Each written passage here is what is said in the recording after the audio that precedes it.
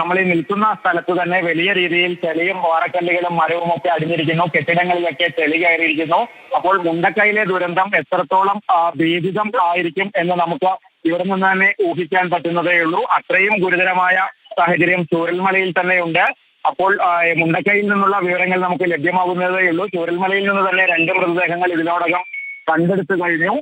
2 മൃതദേഹങ്ങൾ കൂടി കുടുങ്ങിക്കിടക്കുന്നതായി വിവരമുണ്ട്. അത്തരത്തിൽ വളരെ ഗുരുതരമായ ഒരു സാഹചര്യമാണ് ചൂരൽമലയിൽ തന്നെ നിലനിൽക്കുന്നത്. പുഴയ്ക്ക് അക്കരെ മുണ്ടക്കൈയിൽ എത്രത്തോളം ഗുരുതരമായ സാഹചര്യമാണ് ഉണ്ടാവുക എന്ന് നമുക്ക് ഇപ്പോൾ പറയാനാവുകയില്ല. രക്ഷാപ്രവർത്തകരൊക്കെ അങ്ങോട്ട് എത്തുന്നതേ ഉള്ളൂ. ഉമൈബാൻ.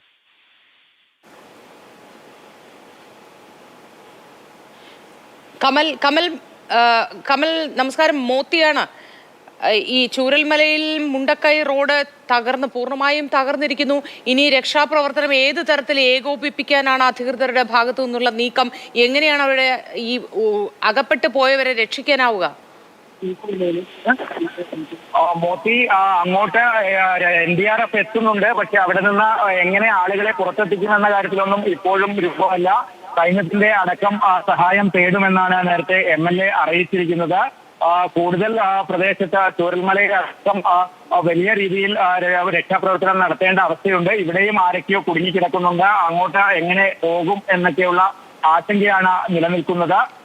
വലിയ രീതിയിൽ ഉള്ള ഒരു ദുരന്തമാണ്. നമുക്ക് ഇപ്പോഴും ഒരു വ്യാപ്തി മനസ്സിലാകാത്ത രീതിയിലുള്ള ദുരന്തമാണ് മുണ്ടക്കൈ മേഖലയിൽ സംഭവിച്ചിരിക്കുന്നത്. ഇപ്പോഴും ആംബുലൻസുകൾ രക്ഷാപ്രവർത്തനം നടത്തിക്കൊണ്ടിരിക്കുകയാണ്. എയർലിഫ്റ്റിംഗ് അടക്കമുള്ള സംവിധാനങ്ങൾ പ്രയോജനപ്പെടുത്താനുള്ള ഒരു നീക്കമൊക്കെ അധികൃതരുടെ ഭാഗത്തു നിന്നുണ്ടോ? ആ തരത്തിൽ എന്തെങ്കിലും വിവരങ്ങൾ നമുക്ക് ലഭ്യമാണോ? എയർലിഫ്റ്റിംഗ് അടക്കമുള്ള കാര്യങ്ങൾക്ക് ഉള്ള ശ്രമമാണ് നടക്കുന്നത്. മന്ത്രി AK ശശീന്ദ്രൻ നേരത്തെ ഇക്കാര്യങ്ങൾ അടക്കം പങ്കുവച്ചിരുന്നു.